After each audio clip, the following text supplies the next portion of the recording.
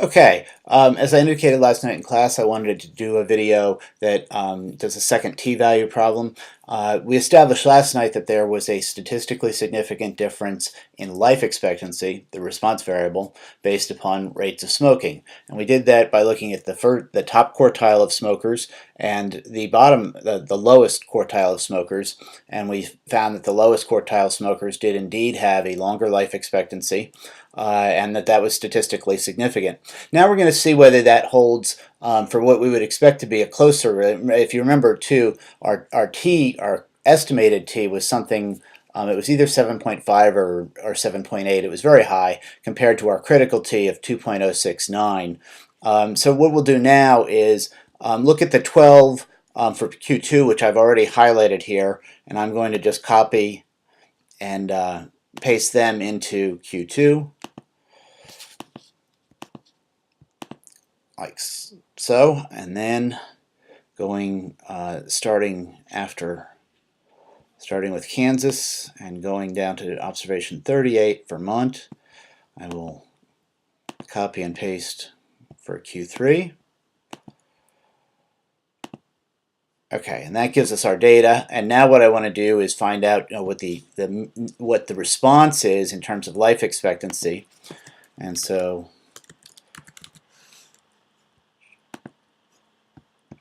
the average is for this range right in here, 78.6, and then I'll do the same in the next row. Oops. And highlight and whoa, sorry, a little overzealous. Okay, and so then there. So we see already last night our average for the oh, and this should actually, I need to change this to Q3 smoker, and this I need to change to Q2 smoker. Okay, so we see already that now the difference is 79.28 versus 78.76. The second thing then is to take the standard deviations of each sample.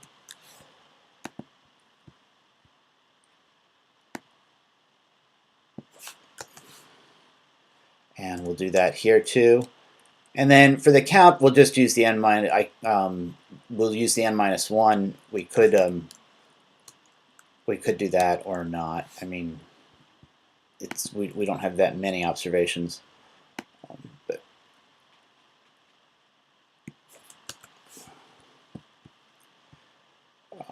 so let's just go ahead and make these 11s. And I'm going to provide this to you guys as well. Okay, so now here, this is asking for M3, the mean. This is the 4 steps we need to evaluate and create. The first things we're doing are we're creating the denominator of the difference of sample means test. So actually making life easy is M3, the standard deviation squared and divided by 11. And then we will add to that the second standard deviation, the 0.98. The standard deviation around life expectancy in Q3 is actually higher than in Q2 for smokers. That's 0.09. We want to add these two together.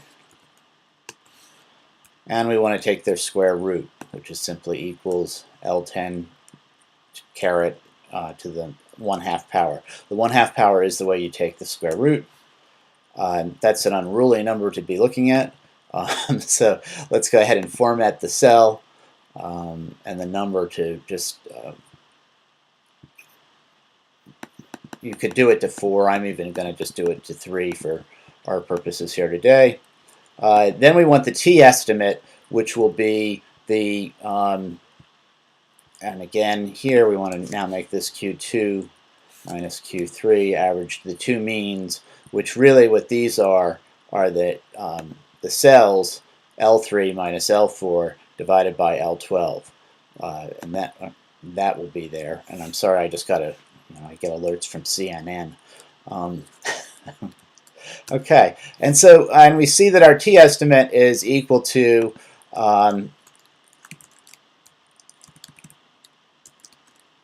And I'm going to make this and simply do -1 times L. Whoops, I didn't do a very good job with that. 16. And that'll make it positive. So here, the difference, the estimated t value for the difference between 78.8 and 79.3, or 78.76 and 79.28, is 1.51. We need a critical t value of 2.069. Actually, I'll bring up my t table here, and with 22 here, if we had 20, if we had the, when we used 13 last night, 13 minus 1 was 12, we had a sample size of 24. Now we have a sample size of 22 with 2n minus 1s with the 11s. So we really needed a t-value of 2.08. That's a very small nominal difference from 2.069, and it doesn't make a difference in how we evaluate. If we had a null hypothesis of no difference, that Q2 minus Q3 equals 0, we would not be able to reject that hypothesis based on this t-value. This t-value would have to be at least, and I'll go ahead and change it to 2.08, so that the t-value would have to be at least 2.081 for us to reject a null hypothesis of no difference. And therefore, I'm going to fail to reject, or in essence accept, although I don't really like that term, we'll accept the null hypothesis that lifespan for moderate smokers is not significantly different. It's in the direction we expect. The heavier smokers in quartile 2 live somewhat less long than in quartile 3, but it's not as pronounced as the difference between quartile 1 and quartile 4, which is exactly as we anticipated it would be. Again, I hope that this was helpful to you. What I'll do is give you everything. I'll clear the contents up to the I'll give you the contents up through column I, and then I'll let you do the calculations again if you would like to go through with that. And I hope that this is helpful as another sort of prep, and let's just go from there. Okay, thanks. How do I turn it off?